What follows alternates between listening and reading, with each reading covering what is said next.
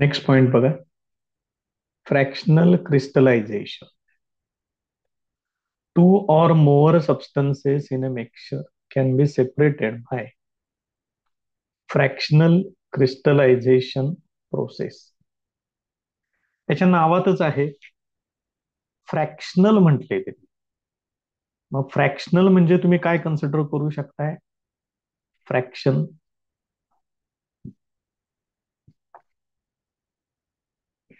मग फ्रॅक्शन म्हणजे काय? मॅथ्स मधलं फ्रॅक्शन वेगळं. इथं फ्रॅक्शन म्हणजे आपल्याला काय लागेल, त्याच्यातून थोडा थोडा पार्ट. दोन सबस्टन्सेस आहेत समजा, तर पहिल्यांदा पहिला सबस्टन्स सेपरेट केला जाईल, नंतर दुसरा सबस्टन्स केला जाईल. So fractional crystallisation is a process wherein two or more soluble substances, दोन किंवा दोन पेक्षा जास्त सबस्टन्सेस, सोल्युबल सबस्टन्सेस पाहिजेत, having widely different solubilities in the same solvent. बघा काय म्हटले ते. सॉल्व्हंट एकच घ्यायचं आहे, मात्र त्याच्यामध्ये त्या सबस्टन्सेसची जी सोल्युबिलिटी आहे ती खूप वेगवेगळी पाहिजे. म्हणजे काय पाहिजे? एक जास्त सोल्युबल पाहिजे, दुसरा कमी सोल्युबल पाहिजे, ऍट रूम टेम्परेचर.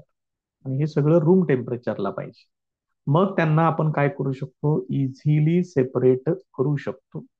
त्या प्रोसेसला म्हणायचं आहे फ्रॅक्शनल क्रिस्टलायझेशन. आता याने प्रोसिजर सांगितलेले आहे. काय घेतले बघा, दोन सोल्युट्स घेतलेत, ए आणि B, dissolved in a suitable hot solvent. त्यांना एका हॉट सॉल्व्हंट मध्ये डिझॉल्व्ह करून घेतलेलं आहे. त्यांचं सॅच्युरेटेड सोल्युशन तयार केलेलं आहे. To prepare a saturated solution. त्यानंतर काय केले बघा, saturated solution is filtered to remove the dust particles. Dust particle काढून टाकण्यासाठी ते सोल्युशन फिल्टर करून घ्या. And then allowed to cool. नंतर त्याला थंड होऊ दे. As the solution cools, the solute which is less soluble crystallises out first. हे लक्षात ठेवा. जो सोल्यूट कमी प्रमाणात विरघळणार आहे तो पहिल्यांदा बाहेर पडेल. त्याचे क्रिस्टल्स तुम्हाला पहिल्यांदा मिळतील. These crystals are then filtered, washed with solvent and dried. ते क्रिस्टल काय करायचे? पहिल्यांदा फिल्टर करा, त्याच सॉल्व्हंटचा वापर करून त्याला वॉश करा आणि नंतर त्याला ड्राय करा. The mother liquor is concentrated by evaporating the solvent. आता जे उरलेलं जे सोल्युशन असेल त्याला म्हटलेलं आहे मदर लिकर. समजा याच्यातून तुम्हाला ए चे क्रिस्टल पहिल्यांदा बाहेर मिळाले, तर आता त्या सोल्युशन मध्ये कोण शिल्लक असणार आहे? अजून बी शिल्लक असणार आहे. मग ते सगळं पूर्ण कंप्लीट सोल्युशन त्याला म्हणायचं मदर लिकर. त्याच्यामध्ये बी असेल, अजून काही इम्प्युरिटीज असतील तर त्या पण त्याच्यामध्ये प्रेझेंट असतील. तर ह्याला कॉन्सन्ट्रेट करा म्हटलंय बाय इव्हॅपोरेटिंग द सॉल्व्हंट. म्हणजे थोडक्यात त्याला हिट करावं लागेल. मग त्याच्यातून सॉल्व्हंट जो आहे तो इव्हॅपोरेट होईल. The second solute crystallises from the mother liquor. आणि आता जो दुसरा जो क्रिस्टल आहे म्हणजे बी, त्याचे क्रिस्टल्स तुम्हाला त्या मदर लिकर मधून बाहेर पडलेले बघायला मिळतील. परत एकदा ते क्रिस्टल्स फिल्टर करा to obtain the separated and purified second component. त्याचं फिल्ट्रेशन केलं की त्याचं सेपरेशन होईल, प्युरिफिकेशन होईल आणि तुम्हाला तो सेकंड कंपोनंट बी तो सुद्धा तुम्हाला त्या ठिकाणी मिळेल. नेक्स्ट मेथड त्यांनी सांगितलेली आहे डिस्टिलेशन.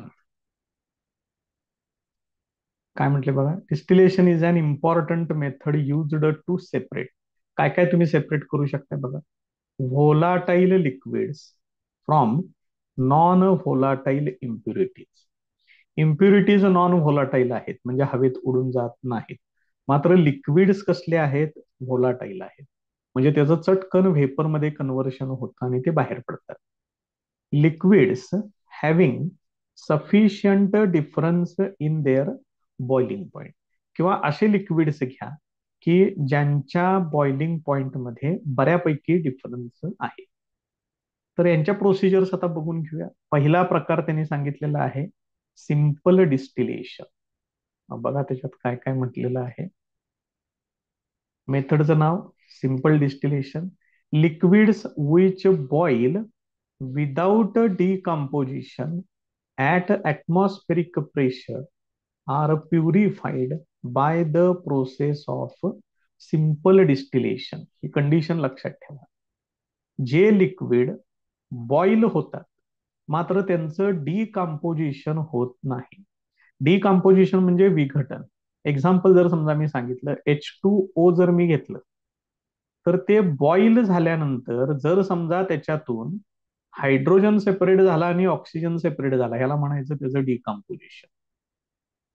मग इथं काय म्हटले, those liquids which boil without decomposition at atmospheric pressure they are purified by the process of simple distillation. त्यामुळे ही कंडिशन लक्षात ठेवा.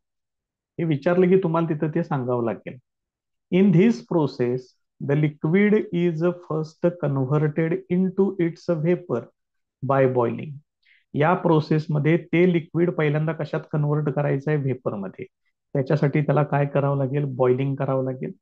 Then the vapour is condensed back into liquid by cooling. आणि ते व्हेपर्स कलेक्ट करा, परत त्यांचं condensation करा, म्हणजे व्हेपरचं कन्व्हर्शन लिक्विडमध्ये होईल. त्यामुळे ह्या प्रोसिजर्स ही सगळी नावं लक्षात ठेवा. व्हेपरचं कन्व्हर्शन जर तुम्ही लिक्विडमध्ये केलं तर त्या प्रोसेसचं नाव काय आहे, कंडेन्सेशन. लक्षात ठेवा व्यवस्थित. त्यामुळे ही नावं माहीत असू देत, हे सगळं परत नंतर नावं कुठं ना कुठं तरी येत राहतात. तर त्याचं कंडेन्सेशन करा, म्हणजे मग त्याचं परत कन्व्हर्शन लिक्विडमध्ये होईल. And the pure liquid trickles down in the receiver. जे लिक्विड तुम्हाला कंडेन्सेशन झाल्यानंतर मिळतं ते प्युअर फॉर्मॅटमध्ये असतं. ते हळूहळू रिसिव्हर मध्ये कलेक्ट केलं जाईल. त्यांनी त्याला काय शब्द वापरलाय, लिक्विड ट्रिकल्स म्हटले. म्हणजे हळूहळू त्याचं कन्व्हर्शन लिक्विड मध्ये होईल आणि ते लिक्विड त्या रिसिव्हर मध्ये कलेक्ट होईल. आता त्यांनी त्याचं ऍपॅरेटस डायग्राम वगैरे सगळी काढून दिलेली आहेत, बघू शकताय तुम्ही. मग इथं काय घेतलेलं आहे, आरबी फ्लास्क म्हटले, राऊंड बॉटम फ्लास्क. इथं त्याला बर्नर लावलेला आहे. त्या लिक्विडचं कन्व्हर्शन व्हेपरमध्ये होणार. त्याचा बॉइलिंग पॉइंट चेक करण्यासाठी थर्मामीटर आहे. इथून परत पुढं काय केलं जाईल, इथं त्यांनी एक कंडेन्सर दाखवलेला आहे.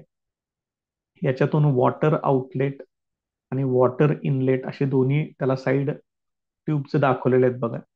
म्हणजे याच्यातून वॉटर सर्क्युलेट केलेलं आहे त्या ट्यूबमध्ये, आणि आतून जी ट्यूब येते त्याच्यातून व्हेपर्स येतात. या वॉटरमुळं त्या व्हेपरचं कंडेन्सेशन होतं आणि हळूहळू ते कंडेन्स्ड लिक्विड या ठिकाणी कलेक्ट व्हायला लागतं. ही त्याची प्रोसेस. म्हणजे इकडून इकडं व्हेपर्स येणार, ते व्हेपर्स ह्याच्यातून या पाईप मधून येणार. कंडेन्सर आहे तो, त्याला गोल वॉटरनं त्याला सर्क्युलेट केलेलं आहे त्या कंडेन्सर मधून. वॉटर इनलेट आहे, वॉटर आउटलेट आहे. मग त्या वॉटरमुळं काय होणार, ते हॉट वेपर्स आहेत, त्याचं कुलिंग होणार, त्याचं कन्व्हर्शन लिक्विडमध्ये होणार आणि ते लिक्विड इथं रिसिव्हर दाखवलेलं आहे त्याच्यामध्ये कलेक्ट होणार. So the apparatus used for simple distillation is shown in the figure. It consists of round bottom flask म्हणजेच RB flask, fitted with a cork having a thermometer. इथं वरती त्याला पूर्ण बंद केलेलं आहे. मग हे बंद करण्यासाठी जे काही रबरी पूच वगैरे जे वापरलं जातं त्याला त्यांनी शब्द प्रयोग काय वापरलाय, cork. The flask has a side arm through which it is connected to a condenser. हे बघा इथं साइड आर्म आहे, इथं या ठिकाणी. ते कशाला जोडलेलं आहे, पुढं कंडेन्सरला जोडलेलं आहे. The condenser has a jacket with to outlets through which water is circulated. आता इथं दोन आउटलेट्स आहेत म्हणून सांगितले. एकाला आपण इनलेट म्हणजे पाणी त्याच्यातून आत सोडायचंय, दुसरं आउटलेट म्हणजे पाणी त्याच्यातून बाहेर पडेल. असे हे दोन आउटलेट्स वापरायचे आहेत. Now the liquid to be distilled is taken in the round bottom flask fixed by clamp. ज्या लिक्विडचं डिस्टिलेशन करायचं आहे ते या RB flask, round bottom flask मध्ये घ्या. The flask is placed in a water bath or oil bath or sometimes wire gauze is kept on a stand as shown in the figure. मग ह्या लिक्विडला heat करण्याचे त्यांनी किती प्रकार सांगितलेत बघा. पहिला प्रकार आहे वॉटर बाथ, दुसरा प्रकार आहे ऑइल बाथ, तिसरा प्रकार आहे समटाइम्स वायर गॉज पण म्हटलेला आहे. अजून एक प्रकार सांगून ठेवतो इथंच तुम्हाला, सँड बाथ पण असतं. म्हणजे वाळूला पहिल्यांदा हीट एनर्जी दिली जाते आणि ती हीट एनर्जी नंतर या बॉटम फ्लास्क, राऊंड आरबी फ्लास्कला मिळेल. वॉटर बाथ मध्ये काय असतं, पहिल्यांदा पाणी असतं, पाण्याला हीट एनर्जी दिली जाते आणि त्या पाण्याकडून हीट एनर्जी ह्या आरबी फ्लास्कला मिळते. ऑइल बाथ मध्ये पाण्याच्या ऐवजी फक्त ऑइल ते वापरलं जातं. बाकीची प्रोसिजर सगळी बऱ्यापैकी तशीच आहे. त्याच्या पुढे काय म्हटले बघा आता, the condenser is connected to a receiver to collect the purified liquid. हे दाखवलं बघा, कंडेन्सर आहे आणि हा रिसिव्हर आहे. तर हा कंडेन्सर या रिसिव्हरला कनेक्ट केला जाईल आणि त्या रिसिव्हर मध्ये हे प्युरिफाईड लिक्विड त्या ठिकाणी यूज केलं जाईल, कलेक्ट केलं जाईल. आता परत पुढे काय म्हटले बघा, care is taken that the bulb of the thermometer is just below the side arm of the round bottom flask. आता त्यांनी इथं काय सांगितलंय जरा बघून घ्या. हा जो थर्मामीटर इथं दाखवलेला आहे त्याचा हे जे एंड बल्ब जो आहे थर्मामीटरचा तो कुठं पाहिजे म्हणून सांगितलंय, ही जी साइड ट्यूब तुम्हाला दिसते इथं त्याच्यात बरोबर जवळ पाहिजे म्हणून सांगितलं. It is just below the side arm of the round bottom flask. हे लक्षात ठेवा, त्यांनी एवढं काळजीपूर्वक सांगितलंय म्हणजे त्याला काहीतरी विशेष महत्व आहे, त्यामुळे ते व्यवस्थित करून ठेवा. ती सगळी अरेंजमेंट आपली तयार झालेली आहे. आता प्रोसिजर बघा. फ्लास्क इज हिटेड, त्या भांड्याला हीट एनर्जी द्या. As a boiling point of the liquid is reached it starts boiling. त्या लिक्विडच्या बॉइलिंग पॉइंटला ते बॉइलिंग व्हायला सुरुवात होईल. The vapours rise to the neck of the flask. त्याच्यातून व्हेपर्स म्हणजेच त्या लिक्विडच्या वाफा बाहेर पडतील, त्या फ्लास्कच्या वरती नेक कडे यायला लागतील and pass through the side arm into the cooler parts of the condenser. आणि त्याची जी साइड ट्यूब आहे, ठीक आहे, त्या साइड ट्यूब मधून कंडेन्सर मध्ये त्या व्हेपर्स पास होतील. त्याच्यामध्ये आपण काय व्यवस्था केलेली आहे, which is kept cool by circulating water through its jacket. तिथं जे कंडेन्सर आहे त्या कंडेन्सरच्या जॅकेट मधून म्हणजे आउटर साइड मधून वॉटर पास केलेलं आहे, त्यामुळे ते थंड असणार आहे. मग ते व्हेपर्स काय होतील, these vapours will condense and the liquid is collected in the receiver. हे व्हेपर्स त्यांचं कंडेन्सेशन होईल आणि ते लिक्विड रिसिव्हर मध्ये कलेक्ट होईल. ही झाली त्याची संपूर्ण प्रोसिजर तयार झालेली आहे. आता त्याने एक एक्झाम्पल दिलेलं आहे, सेम प्रोसेस परत एकदा बघायची की काही त्याच्यामध्ये फारसा फरक करायचा नाहीये. फक्त आता इथं नावं स्पेसिफिकली काय काय गोष्टी तुम्हाला सांगितलेल्या असतील. ऍक्टिव्हिटी दिलेली आहे, to separate the components of a liquid mixture containing. इथं कोण कोण सांगितले बघा, ऍसिटोन त्याचा बॉइलिंग पॉइंट आहे 56 डिग्री सेंटीग्रेड आणि वॉटर त्याचा बॉइलिंग पॉइंट आहे 100 डिग्री सेंटीग्रेड. ऍपॅरेटस परत एकदा तेच, डिस्टिलेशन फ्लास्क लागेल, कंडेन्सर, 2 रिसिव्हर्स लागतील कारण मला 2 वेगवेगळी लिक्विड्स कलेक्ट करायची आहेत, त्यामुळे 2 भांडी लागतील. थर्मामीटर, केमिकल मध्ये काय लागेल, mixture of acetone and water. Principle बघा काय सांगितलंय, acetone and water these are the two miscible liquids. Miscible म्हणजे एकमेकांमध्ये मिक्स होणारे, having wide difference in their boiling points. ऍसिटोनचा 56 डिग्री सेंटीग्रेड आहे, वॉटरचा 100 डिग्री सेंटीग्रेड आहे, बराच मोठा डिफरन्स आहे. Acetone boils at 56 degree centigrade while boiling point of water is 100 degree centigrade. When the mixture of acetone and water is heated and temperature of the mixture reaches 56 degree centigrade. मग कमी temperature कुठलं आहे? 56 degree centigrade. 56 degree centigrade temperature आलं की ऍसिटोन त्याच्यातून बाहेर पडायला लागेल. याच्यामध्ये एक लक्षात ठेवा की 56 डिग्री सेंटीग्रेड जोपर्यंत आहे तोपर्यंत त्याच्यातून ऍसिटोन बाहेर पडत असतो. जोपर्यंत सगळंच्या सगळं ऍसिटोन संपत नाही तोपर्यंत टेम्परेचर तेवढंच फिक्स राहतं. पुढे काय सांगितले बघा, व्हेन ऑल ऍसिटोन डिस्टिल्स आउट, सगळ्या ऍसिटोनचं डिस्टिलेशन झाल्यानंतर मग त्याचं टेम्परेचर काय होतं? वाढायला लागतं. आणि ते ज्या वेळेला 100 डिग्री सेंटीग्रेड पर्यंत येतं वॉटर त्याच्यातून बाहेर पडतं.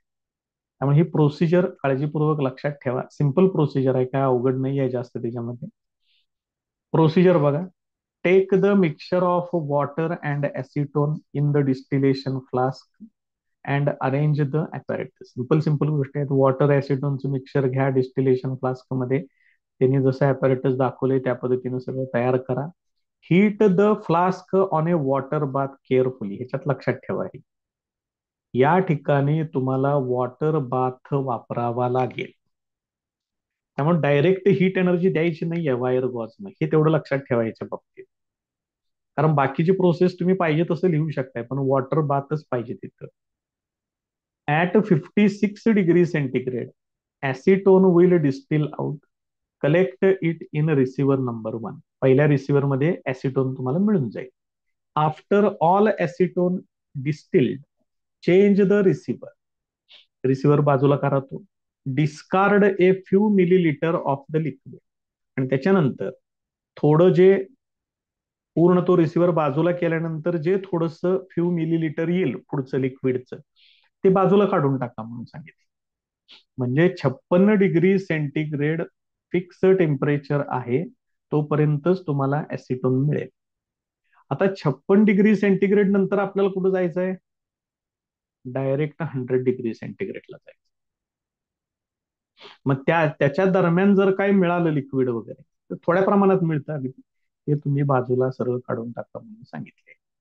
As the temperature reaches 100 degree centigrade water will begin to distil. एकदा 100 डिग्री सेंटीग्रेडला तुम्ही आलात की वॉटरचं डिस्टिलेशन स्टार्ट होईल. Collect this in receiver number 2. या पद्धतीनं रिसिव्हर नंबर 1 मध्ये ऍसिटोन मिळेल, रिसिव्हर नंबर 2 मध्ये तुम्हाला वॉटर मिळेल. नेक्स्ट पॉइंट आहे फ्रॅक्शनल डिस्टिलेशन. डिस्टिलेशनचा पुढचा प्रकार.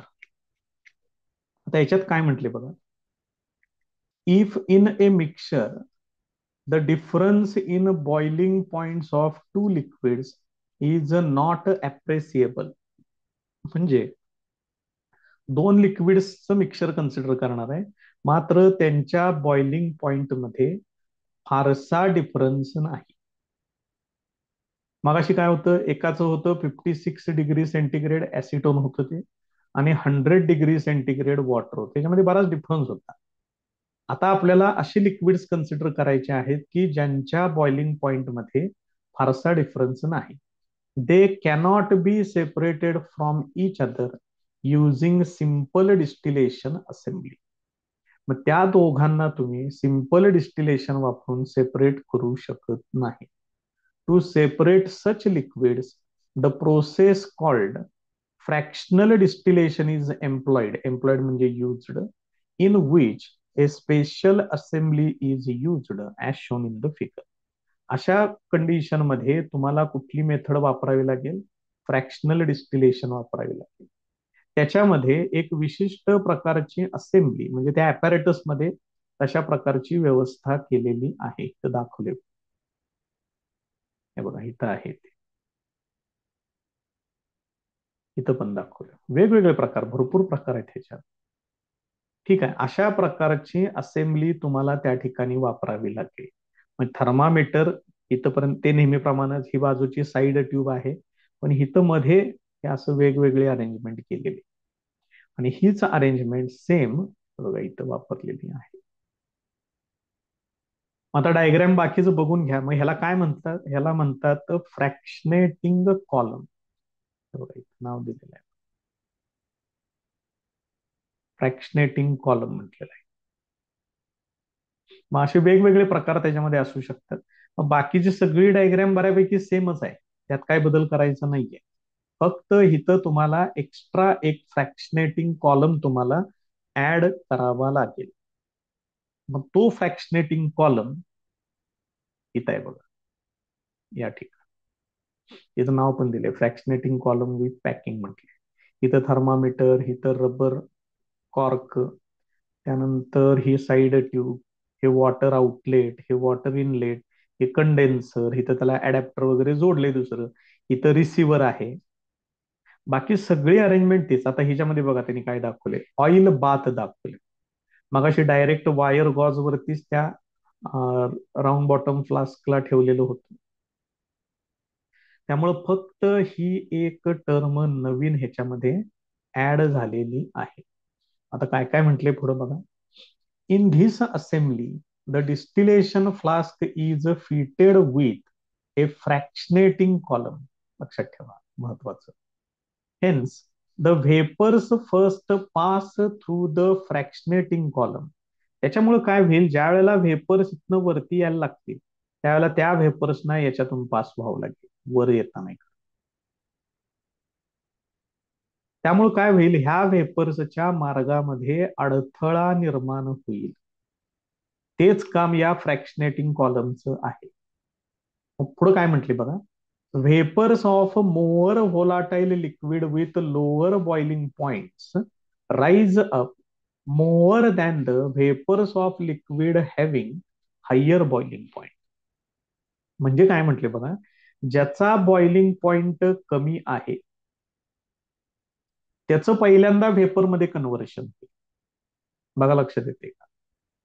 म्हणजे मगाशी 56 डिग्री सेंटीग्रेड ऍसिटोनचं होतं, पहिल्यांदा व्हेपर कुणाचे तयार झाले, ऍसिटोनचे तयार झाले.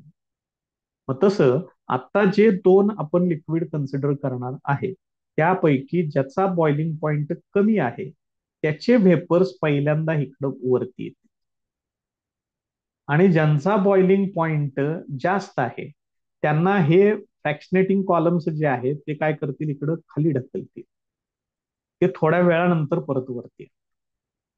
So vapors of more volatile liquid with lower boiling point rise up more than the vapors of liquid having higher boiling point. हेच या फ्रॅक्शनेटिंग कॉलमचं काम आहे, सगळ्यात महत्वाचं काम तेच.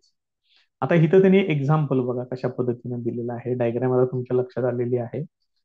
Suppose we have a mixture of two liquids A and B. Boiling point सांगितले 363 आणि 373 केल्विन. याचा अर्थ व्हेपर्स कुणाचे लगेच तयार होणार, ए चे तयार होणार. म्हणजेच ए मोअर व्होलाटाईल आहे, बी कमी व्होलाटाईल आहे. मग ज्या वेळेला तुम्ही ते मिक्सचर हीट कराल, vapours of A along with a little of B, म्हणजे त्या ए मध्ये ए चे जे व्हेपर्स आहेत त्याच्यामध्ये बी चे पण थोडे व्हेपर्स येणार. ते rise up and come in contact with large surface of fractionating column. हे दोघं पण ए चे पण व्हेपर्स आणि बी चे पण व्हेपर्स फ्रॅक्शनेटिंग कॉलमच्या कॉन्टॅक्ट मध्ये येतील. मग त्यापैकी ए चे व्हेपर्स हे जास्त व्होलाटाईल आहे, ते पुढे जातात, मात्र बी चे जे व्हेपर्स आहेत ते परत खाली येतात. Vapours of B condense rapidly into the distillation flask. त्यामुळे बी चे व्हेपर्स वरती जाऊ शकणार नाहीत, ते फ्रॅक्शनेटिंग कॉलम्स त्यांना काय करतात, मध्ये थांबवतात. त्यांचं परत कंडेन्सेशन होतं आणि डिस्टिलेशन फ्लास्क मध्ये हे बी परत तिथं जाऊन बसतं.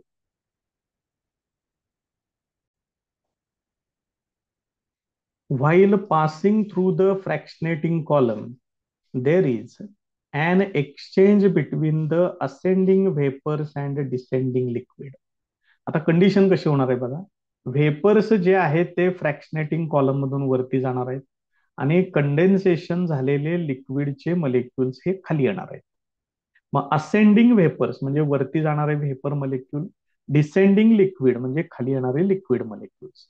The vapours of B are scrubbed off by the descending liquid. मग हे जे लिक्विड खाली येणार आहे ते लिक्विड त्या बीच्या व्हेपर्सना खाली ओढून आणतो. त्याला त्यांनी काय शब्द वापरलाय? स्क्रब्ड ऑफ म्हणतो. This makes the vapours richer in A. मग व्हेपर्स कुणाचे जास्त होतील? ए चे व्हेपर्स जास्त प्रमाणात होतील. बीच्या व्हेपर्सना हे लिक्विड काय करते? खाली आणते. त्यामुळे वरती व्हेपर्स कुणाचे शिल्लक राहतील? ए चेच शिल्लक राहतील. This process is repeated each time the vapors and liquid come in contact with the surface in the fractionating column. He process प्रत्येक वेळेला रिपीट होणार.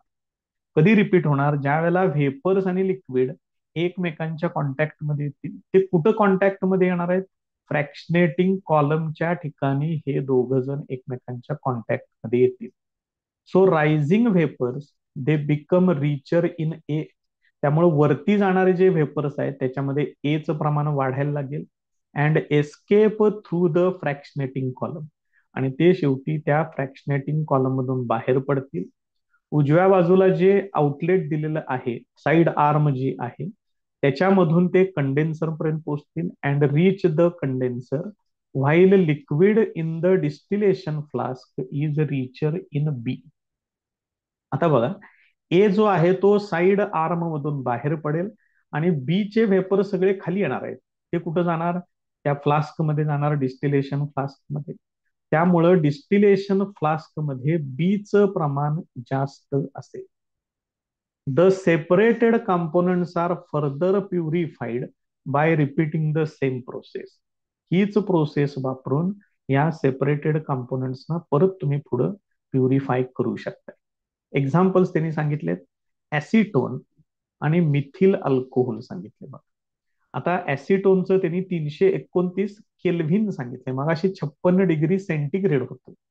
मग सेंटीग्रेडचं जर तुम्हाला केल्व्हिन मध्ये करायचं असेल तर त्याच्यामध्ये 273 ऍड करायचे असतात. मग बघा बरं, 3 आणि 6 हे 9 होणार, 7 आणि 5 12, 1 329 केल्व्हिन. तुम्ही कुठलं तरी एक व्यवस्थित लक्षात ठेवा. केल्व्हिन मधलं लक्षात ठेवलेलं जास्त चांगलं. मिथिल अल्कोहोल साठी सांगितले 337.7 केल्व्हिन, 338 म्हटलं तरी चालेल. त्यानंतर ऍसिटोन अँड बेन्झिन, बेन्झिन साठी 353 केल्व्हिन. म्हणजे ऍसिटोन मिथिल अल्कोहोल याच्यासाठी ही मेथड वापरू शकताय. ऍसिटोन बेन्झिन यांच्यासाठी सुद्धा हीच मेथड तुम्ही यूज करू शकताय, fractional distillation. This process is used in petroleum industry to separate different fractions of crude oil. कच्चं तेल जे असतं त्याच्यातून वेगवेगळे फ्रॅक्शन्स एकमेकांपासून सेपरेट करण्यासाठी पेट्रोलियम इंडस्ट्रीमध्ये ही मेथड वापरली जाते. नेक्स्ट पॉइंट आहे डिस्टिलेशन अंडर रिड्युस्ड प्रेशर. बघा काय म्हटले, liquids having very high boiling point or those which decompose on heating. ज्या लिक्विड्सचा बॉइलिंग पॉइंट खूप जास्त आहे आणि त्या बॉइलिंग पॉइंटला जाईपर्यंत त्यांचं डिकम्पोजिशन होत असेल तर त्याला प्युरिफाय करण्यासाठी डिस्टिलेशन जे आहे ते under reduced pressure carry out करावं लागतं. मग प्रेशर रिड्यूस केल्यामुळे काय होईल बघा बरं. In this method, the liquid is made to boil at a temperature which is below its normal boiling point by reducing the pressure. याच्यामध्ये प्रेशर रिड्यूस केलं जातं. त्यामुळं ते लिक्विड नॉर्मली ज्या टेम्परेचरला बॉईल होतं त्याच्यापेक्षा कमी टेम्परेचरला ते बॉईल होतं. त्यामुळं ते डिकम्पोज होत नाही. त्यामुळे प्रेशर रिड्यूस करण्याचा फायदा काय आहे ते लक्षात घ्या. So in this method liquid is made to boil at a temperature which is below its normal boiling point by reducing the pressure on the surface of the liquid. लिक्विडवरचं pressure कमी करा, त्याचं बॉइलिंग पॉइंट कमी होईल, त्यामुळे ते decompose होणार नाही. Pressure is reduced using A water pump और व्हॅक्यूम पंप. प्रेशर रिड्यूस करण्यासाठी वॉटर पंप किंवा व्हॅक्यूम पंपचा वापर होतो.